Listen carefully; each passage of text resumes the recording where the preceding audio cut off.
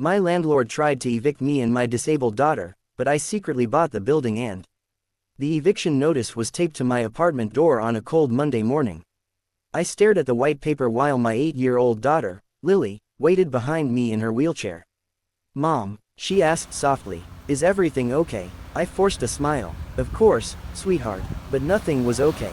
We had lived in apartment 3B for almost 11 years. Every wall held memories, birthday decorations, height marks beside the kitchen door, and countless nights when I stayed awake beside Lily's bed after another painful surgery. Lily had been born with a severe physical disability. She couldn't walk without assistance, and most days she relied completely on her wheelchair. Medical bills had swallowed nearly every dollar I earned. I worked 2 jobs, morning shifts at a bakery, night bookkeeping for a small construction company. Still, we barely survived.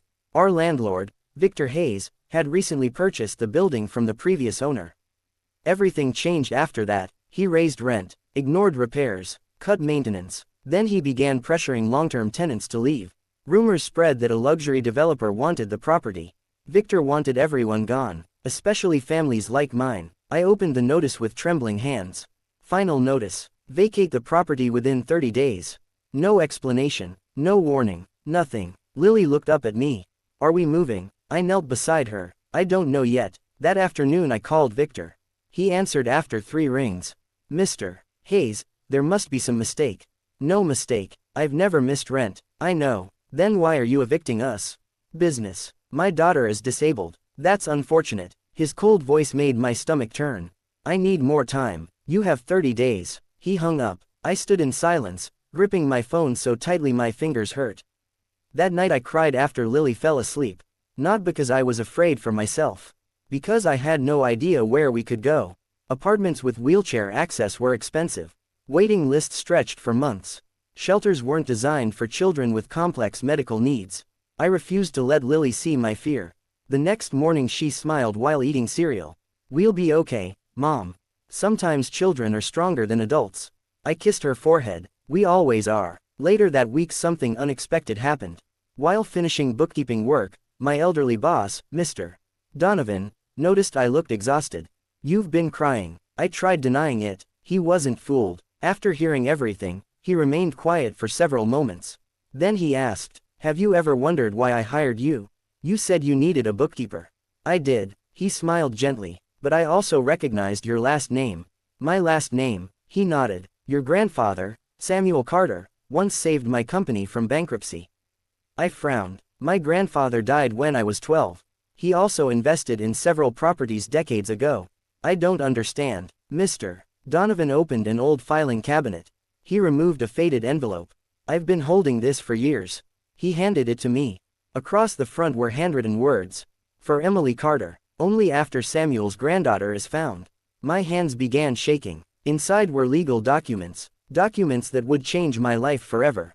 Emily could barely breathe as she unfolded the yellowed documents. The first page was a letter. "My dearest Emily, if you're reading this, fate has finally brought this envelope to you. I never wanted my family to depend on luck, but sometimes life has other plans." Tears filled her eyes. She recognized her grandfather's signature immediately. Samuel Carter had passed away when she was only 12. Her mother rarely spoke about him. Afterward, and after both of her parents died in a car accident a few years later, most family records were lost. She continued reading. "Years ago, I invested in several apartment buildings through a private trust. I instructed my attorney to keep one investment untouched until my granddaughter reached adulthood. If life has been difficult, I hope this gift gives you another chance." Emily looked at Mr. Donovan. "This can't be real." "It is," he replied quietly. He slid another folder across the desk. Inside were financial statements. The trust was still active. The investments had grown for over 20 years. Emily stared at the final page. The balance was more money than she had ever imagined. She whispered, "This has to be a mistake." "It isn't. For years we searched for you," Mr. Donovan explained. "After your parents died, records became difficult to trace. Last month, while updating employee files, I noticed your birth date and family information. I contacted the trust's attorney." Emily sat speechless. After years of choosing between groceries and medication. After skipping meals so Lily could eat. After wondering whether they would become homeless. Everything had changed in a single afternoon. But she made one promise to herself. Victor Hayes would never know. Over the next week, Emily met with the trust attorney. Everything checked out. The money legally belonged to her. She could buy a large house, travel the world, or retire immediately.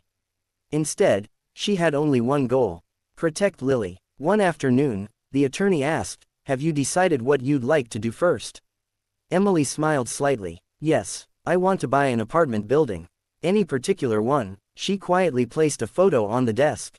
It was the building where she lived. The attorney looked surprised. "The one owned by Victor Hayes?"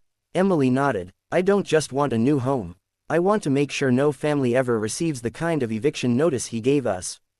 The attorney leaned back, impressed. "We can make an offer through another company so your identity stays confidential." "Exactly. If he knows you're the buyer, he may refuse." Emily smiled for the first time in weeks. "Then let's keep it a secret." Meanwhile, Victor became more aggressive. He shut off the elevator for maintenance, even though several elderly tenants depended on it. Lily had to be carried up 3 flights of stairs after every medical appointment. Emily documented everything: photos, videos, emails, maintenance requests, ignored complaints. She saved every piece of evidence. Victor believed he was winning.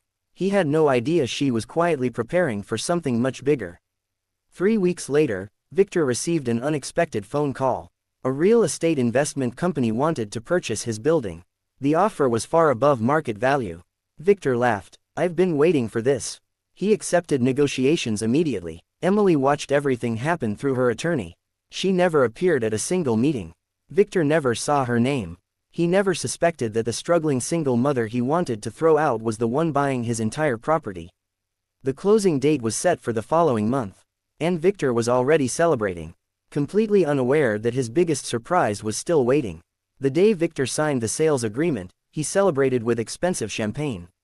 He believed he had won. The tenants would soon be gone. He had made millions, and he would never have to deal with complaints about broken elevators, leaking ceilings, or disabled access violations again. He had no idea that every signature brought him one step closer to losing all control. Emily continued living as if nothing had changed.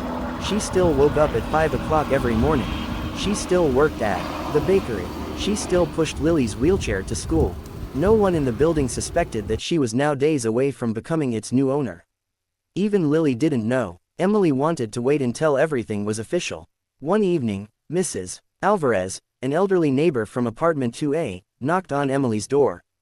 "I got an eviction notice too," she whispered. "I've lived here 34 years. Tears rolled down the old woman's face. "I don't know where I'll go."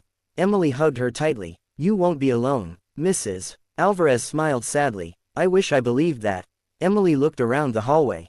Almost every apartment held someone who had become family over the years. A retired firefighter, a widower, a young couple expecting their first baby, a veteran, families who worked hard but couldn't afford luxury apartments. Victor didn't see people. He saw profits. Emily silently promised herself that was about to change. Closing day finally arrived. The attorney called early that morning. "It's official." Emily held her breath. "Congratulations. You are now the legal owner of the building." For a moment, she couldn't speak. Years of struggle, fear, sleepless nights, all led to this moment. She looked at Lily. "We're home." Lily smiled without understanding why her mother was crying. Victor announced one final tenant meeting that afternoon. Residents gathered in the lobby. Many looked defeated. Victor stood with a smug smile. "I have an announcement. This property has officially been sold." Gasps filled the room. "As stated in your notices, everyone must leave." Some tenants began crying. Others argued. Victor simply shrugged. "Take it up with the new owner." At that exact moment, the front doors opened. Emily walked inside. She wasn't wearing her bakery uniform. She wore a simple navy business suit. Behind her were 2 attorneys and a property manager. Victor frowned. "What are you doing here?" Emily smiled calmly. "I'm here to meet the tenants." Victor laughed. "This meeting is private." One attorney stepped forward. "I'm afraid she's exactly where she belongs." He handed Victor a folder. Victor opened it. His confident smile disappeared. His face turned pale. He read the first page again. Then again. Finally he looked up. "No." Emily met his eyes. "Yes, I'm the new owner." The room fell completely silent. Victor whispered. "That's impossible." Emily answered calmly. "No, You just never bothered to learn who your tenants really were. The silence was broken by applause. Then cheering. Mrs. Alvarez covered her mouth in disbelief. Several neighbors began crying with relief. Victor stood frozen, unable to speak. Emily turned toward everyone gathered. I have one announcement. She paused. No one is being evicted. The lobby erupted with emotion. People hugged each other. Some openly wept. Lily looked around, smiling as neighbors celebrated. For the first time in months, hope had returned to the building. The applause lasted nearly a full minute. Some tenants cried openly. Others hugged Emily, thanking her over and over. For the first time since Victor had arrived, the building felt like a home again. Victor, however, stood speechless. This isn't over, he snapped. Emily looked at him calmly. It is. The sale is complete. You no longer own this property. Victor slammed the folder shut and stormed out of the lobby. No one tried to stop him. The next morning, Emily held another meeting. This time, there were no threats. Only good news. The eviction notices are cancelled. Cheers filled the room. The rent will remain the same for current tenants. More applause. And starting next month, we're repairing everything Victor ignored. People couldn't believe what they were hearing. Mrs. Alvarez wiped away tears. I never thought I'd live to see this day. Emily smiled. You deserve to. Within days, contractors arrived. The broken elevator was repaired. Leaking pipes were replaced. Hallway lights worked again. Fresh paint brightened the walls. Most importantly, new wheelchair ramps and automatic entrance doors were installed. Lily rolled through the front entrance without needing help for the first time. She looked up at her mother. I did it myself. Emily's eyes filled with tears. Yes, you did. That moment alone made every struggle worth it. But Victor wasn't finished. Angry about losing the building, he filed a lawsuit, claiming the sale had been unfair. Emily wasn't worried. Every document had been reviewed by experienced attorneys. Everything was legal. At the first court hearing, Victor's lawyer made several accusations. Emily's attorney calmly presented the signed contracts, payment records, and witness statements. The judge reviewed the evidence. After less than an hour, the case was dismissed. Victor had no claim. As he left the courtroom, reporters asked if he had any comment. He ignored every question. Weeks later, Emily received another surprise. Several local newspapers published her story. Not because she had become wealthy, but because she had chosen compassion over profit. Instead of raising rent, she invested in the people who already lived there. Donations soon arrived for a community room, children's programs, and accessibility improvements. The building slowly became one of the most welcoming places in the neighborhood. One evening, Lily wheeled onto the balcony and smiled. Mom, yes, do you think Grandpa would be proud? Emily looked toward the sunset and smiled. I think he already is. She wrapped an arm around her daughter. For years, they had lived in fear of losing their home. Now, they had something far more valuable than a building. They had security, they had dignity, and they had a future no one could take away. Emily never expected the story to spread beyond her neighborhood. But within days, reporters were standing outside the apartment building, asking one question. Why didn't you simply move away after inheriting your grandfather's fortune? Emily smiled politely. Because leaving would have solved only my problem. Buying the building gave dozens of families a second chance. That answer quickly spread across social media. People praised her kindness. But not everyone was happy. Victor Hayes watched every interview with growing anger. He blamed Emily for ruining his reputation. Former business partners stopped returning his calls. Investors began asking difficult questions about his past properties. Then came an unexpected phone call. One of Victor's former employees contacted Emily. My name is Daniel. I used to manage maintenance for Victor. Emily invited him to her office. Daniel arrived carrying 3 large boxes. I've been keeping these for years. What are they? Records. He opened the first box. Inside were hundreds of maintenance requests. Many had one stamp across the front. Denied. Daniel explained. Victor ordered us to ignore expensive repairs. He said tenants would eventually move out if conditions became bad enough. Emily continued looking through the files. Broken elevators, water damage, unsafe wiring, mold complaints, wheelchair access requests. Every one had been ignored. Then Daniel handed her a flash drive. I copied security footage before I resigned. Emily looked surprised. Why? I knew one day someone would need proof. That evening, Emily and her attorney reviewed everything. The evidence was overwhelming. Victor hadn't just been careless. He had knowingly violated housing regulations for years. The attorney looked at Emily. This could affect every building he still owns. Emily remained silent for several moments. She didn't want revenge, but she also couldn't ignore what she had learned. If other families are living the way we were. She closed the folder. They deserve better. The next morning, government housing inspectors arrived at several of Victor's remaining properties. Residents finally had someone willing to listen. For years they had complained. Now, their voices mattered. As Emily watched Lily laughing with other children in the newly renovated courtyard, she realized something important. Buying the building had never been the end of her journey. It had only been the beginning. 3 weeks after the inspections began, Victor's business started collapsing. City officials cited him for repeated housing violations. Several buildings required immediate repairs, and tenants who had stayed silent for years finally came forward with photos, emails, and witness statements. Victor's reputation unraveled faster than he expected. One afternoon, Emily received a letter from a legal aid organization. They wanted her help, not as a donor, as a speaker. She agreed. Standing before a room filled with struggling families, she said, "I know what it's like to wonder if your child will have a roof over their head tomorrow. Never believe that your voice doesn't matter." The audience stood and applauded. After the event, a single father approached her. "You gave me hope," he said. "I was ready to give up." Emily smiled. "Don't. Keep fighting." Back at the apartment building, life had changed completely. The courtyard was filled with children playing every evening. The elevator worked every day. The hallways were bright and clean. Lily had made new friends who often pushed her wheelchair while they laughed together. One afternoon she looked at Emily and said, "Mom, this doesn't feel like an apartment anymore." Emily smiled. "What does it feel like?" "A family." Those words meant more than any amount of money. A month later, Emily announced another surprise. Using part of her inheritance, she created an emergency assistance fund for tenants facing unexpected hardships. If someone lost a job, faced medical bills, or needed temporary help with rent, they could apply without fear of eviction. Mrs. Alvarez was the first to benefit after an expensive heart procedure. Instead of worrying about rent, she focused on recovering. She hugged Emily and whispered, "You didn't just save my home. You saved my life." Emily held her hand gently. "We take care of each other here." As the sun set over the building, Emily watched neighbors talking, children laughing, and Lily smiling brighter than she had in years.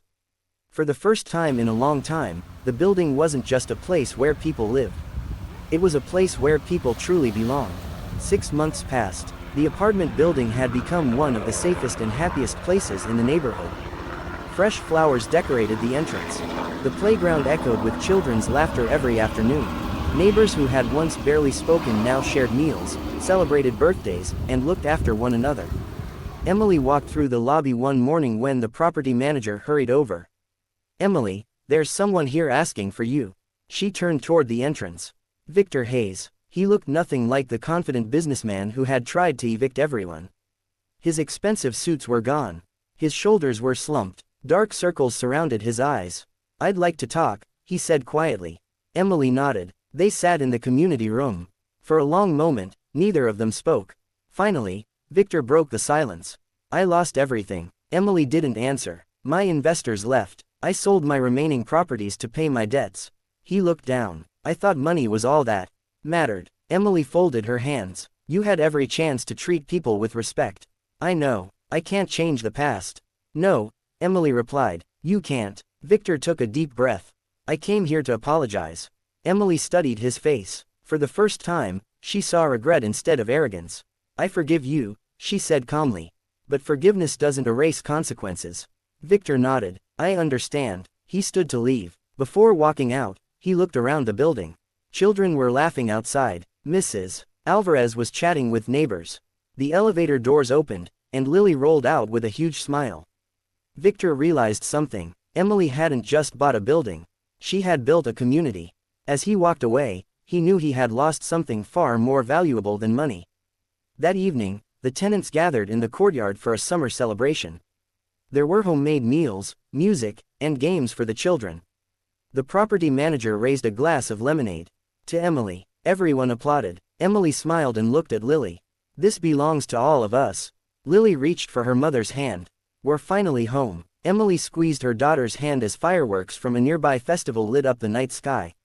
For years, Fear had lived within these walls.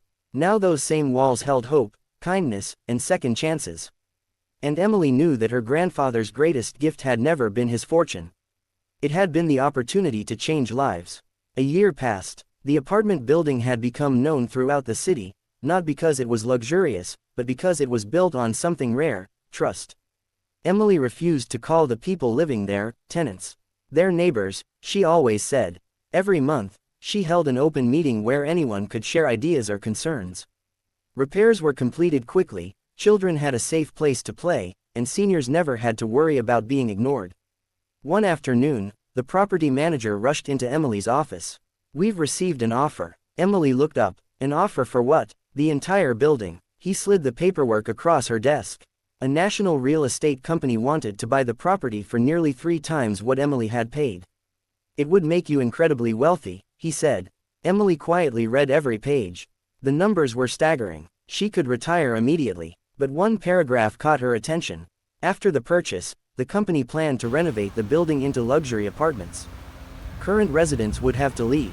Emily closed the folder. Schedule a meeting with them. The company's executives arrived the following week. Their spokesperson smiled confidently. "Mrs. Carter, this is an opportunity few people ever receive." Emily nodded. "It certainly is. We're prepared to transfer the money immediately." "And what happens to the families living here?" The room became quiet. "They'll receive legal notice and relocation assistance."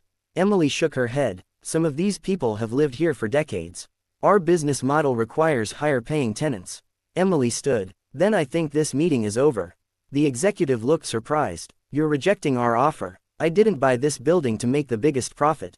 I bought it to protect the people inside it." The executives left without another word. That evening, Emily walked through the courtyard.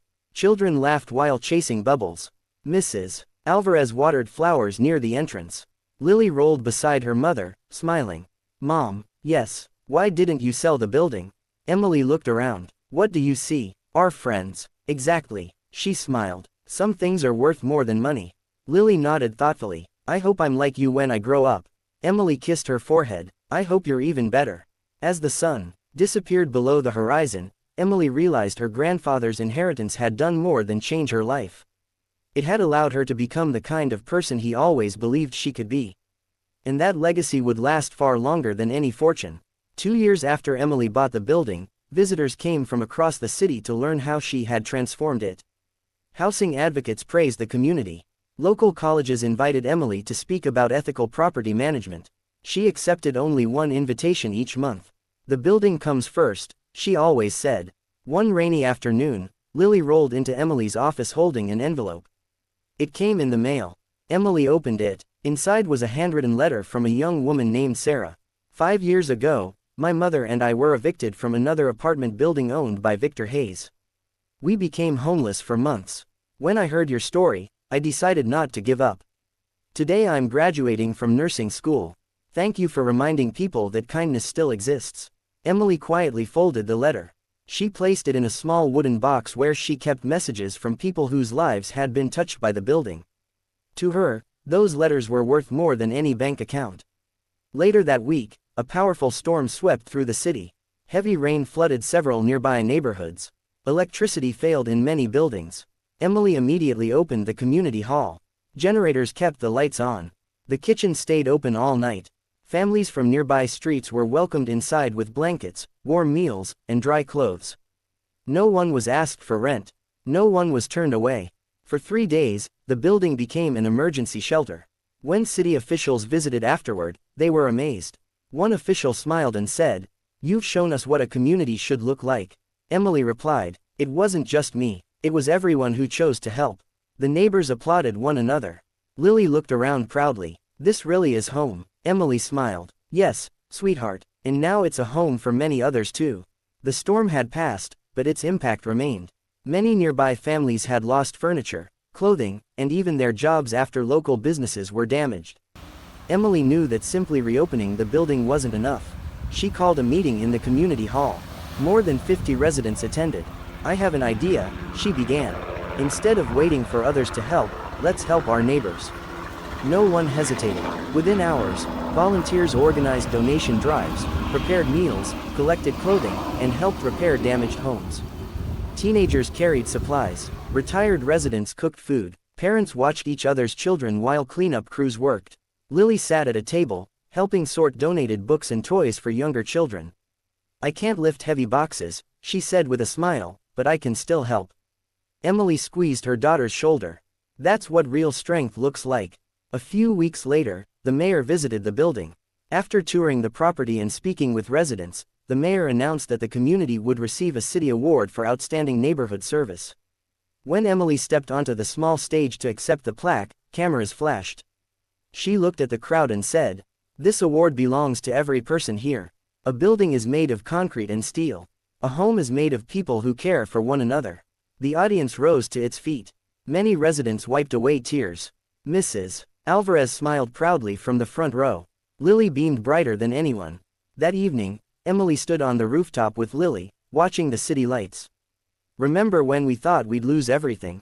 Emily asked. Lily nodded. "I was scared." "So was I." Lily reached for her mother's hand. "But we didn't lose our home." Emily smiled. "No, we found something even better." Below them, neighbors laughed together in the courtyard. Children chased one another between flower beds. Music drifted through the evening air. The building that had once been filled with fear had become a symbol of hope. And Emily knew that the greatest investment she had ever made wasn't in real estate. It was in people. 3 years passed, and the building continued to flourish. The once neglected courtyard was now filled with gardens planted by the residents themselves. Every balcony displayed colorful flowers, and every hallway reflected the care of the people who called it home. One Saturday morning, Emily received a phone call from her attorney. "There's someone who wants to meet you." "Who?" "The son of the man who originally built this apartment complex over 50 years ago." Curious, Emily agreed. That afternoon, an elderly gentleman named Thomas Reynolds arrived carrying a faded photo album. "My father built this place," he said. "He believed every family deserved a safe home." He handed Emily the album. Inside were black and white photographs of construction workers smiling proudly beside the newly completed building decades earlier. Thomas smiled sadly. "My father would be proud of what you've done." Emily gently turned another page. "I only gave people a chance." Thomas shook his head. "You gave this building its heart back." Inspired by the visit, Emily organized a community history day. Residents shared old photographs, memories, and family stories. Children interviewed seniors about life decades earlier. Lily helped create a small display honoring the people who had lived there over the years. For the first time, many neighbors realized they weren't just sharing an address. They were sharing a legacy. As the celebration ended, Emily looked around the courtyard. Years ago, this place had echoed with fear and uncertainty. Now it echoed with laughter. She remembered the eviction notice that had once made her believe everything was over. Instead, it had become the beginning of a completely different future. She smiled to herself. Sometimes, the worst day of your life becomes the first day of your greatest chapter. 4 years after buying the building, Emily stood in the lobby holding the very same eviction notice Victor Hayes had taped to her door years earlier. She had kept it in a frame, not because she wanted to remember the pain, but because she never wanted to forget why she had chosen a different path. Every new employee saw it on their first day. Below it was a small plaque. "Treat every resident with the respect you would want for your own family." It became the building's guiding principle. That spring, Emily announced a scholarship fund for children living in the building. The money would help students attend college, trade school, or vocational programs. Lily, now a confident teenager, stood beside her mother during the announcement. Years of therapy had made her stronger. She still used her wheelchair, but she no longer saw it as a limitation. "It's just how I move," she often said. Her confidence inspired younger children facing their own challenges. One afternoon, a little boy named Noah nervously approached Lily. "I'm scared because I'm different." Lily smiled warmly. "So was I. Does it ever get easier?" She nodded. "It does when you stop trying to be like everyone else and start being proud of who you are." Noah smiled for the first time that day. Emily watched from a distance, her heart full. She realized that the greatest gift she had given Lily wasn't money or a building. It was a place where she felt accepted. That evening, the residents gathered in the courtyard for the building's annual celebration. Music filled the air. Children danced. Neighbors laughed over homemade food. As the sun set, everyone raised a candle. Emily looked around at the faces illuminated by the warm glow. Years ago, they had stood together fearing eviction. Now they stood together celebrating hope, friendship, and a future they had built together. Emily quietly whispered to herself, "Grandpa, thank you." The applause echoed through the courtyard as fireworks lit up the night sky. And Emily knew that true wealth had never been measured by the buildings someone owned. It was measured by the lives they. 5 years passed. The building had become more than an apartment complex, it had become a symbol of hope throughout the city. People no longer referred to it by its street address. They simply called it, the Carter Building. Residents wore the name with pride. One Monday morning, Emily received an invitation from the city council. They wanted to recognize her years of community service. Emily almost declined. She disliked attention, but Lily smiled and said, "You always tell me that accepting kindness is just as important as giving it." Emily laughed. "I guess I did say that. So now you have to listen to your own advice." The ceremony was held in the city's historic auditorium. Former residents, current neighbors, teachers, firefighters, nurses, and volunteers filled the seats. Emily walked onto the stage to a standing ovation. The mayor handed her a crystal award. "This honor is presented to Emily Carter for proving that leadership begins with compassion." Emily looked at the audience before speaking. "There was a time when my daughter and I believed we were about to lose everything." She paused. "But sometimes life closes one door so another can open. I didn't save this building alone. The people living here saved each other." The applause lasted several minutes. After the ceremony, an elderly man approached Emily. She recognized him immediately. It was Mr. Donovan, the man who had handed her the envelope from her grandfather years earlier. Without him, none of this would have happened. Emily hugged him tightly. "You changed my life." Mr. Donovan smiled. "No, I simply delivered a letter. You chose what to do with it." Emily knew he was right. Money had given her an opportunity. Her choices had created the future. That evening, Emily and Lily returned home. Neighbors were waiting outside with balloons, music, and homemade desserts. Mrs. Alvarez hugged Emily. "You'll always be our hero." Emily gently shook her head. "No, we're a family, and families stand together." Everyone cheered. As laughter filled the courtyard, Emily looked up at the building. Years earlier, she had stood outside the same entrance holding an eviction notice with tears in her eyes. Now she stood in the same place surrounded by people who loved one another. The greatest victory had never been buying the building. It had been turning strangers into family. 6 years after the day that changed everything, Emily woke before sunrise and walked through the quiet halls of the Carter Building. She smiled as she passed framed photographs showing the building's journey, from cracked walls and broken lights to bright hallways, flower gardens, and smiling families. Every picture told the same story. Hope can rebuild more than bricks. That morning, Lily rolled into the kitchen wearing a graduation gown. She had finished high school with excellent grades. "Mom," she said nervously, "do you think Grandpa would have come to my graduation?"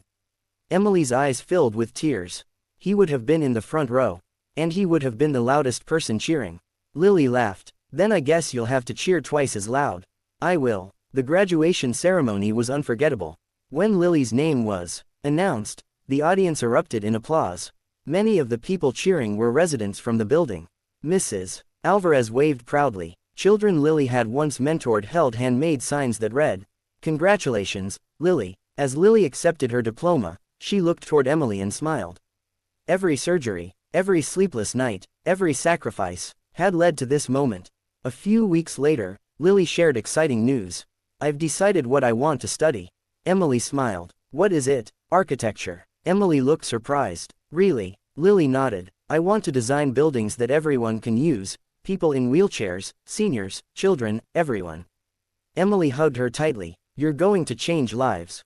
Lily smiled. "I learned from the best." That evening, Emily stood alone in the courtyard. She looked up at the apartment building that had once represented fear. Now it represented courage, kindness, and second chances. She whispered softly, "Thank you, Grandpa." A gentle breeze moved through the trees. Children laughed nearby. Neighbors talked on their balconies. The building was alive, not because of the walls, but because of the people inside them.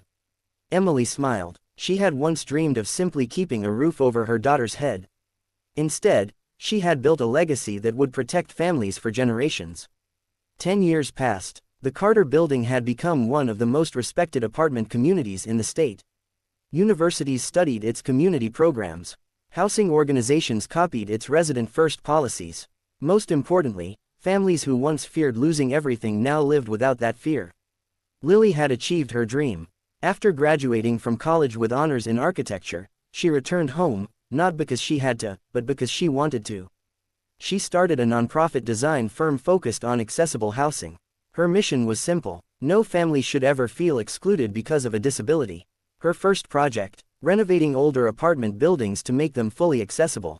Emily watched with pride. The little girl who had once struggled to enter her own building was now helping thousands of others enter theirs. One afternoon, Lily surprised Emily with a small gift.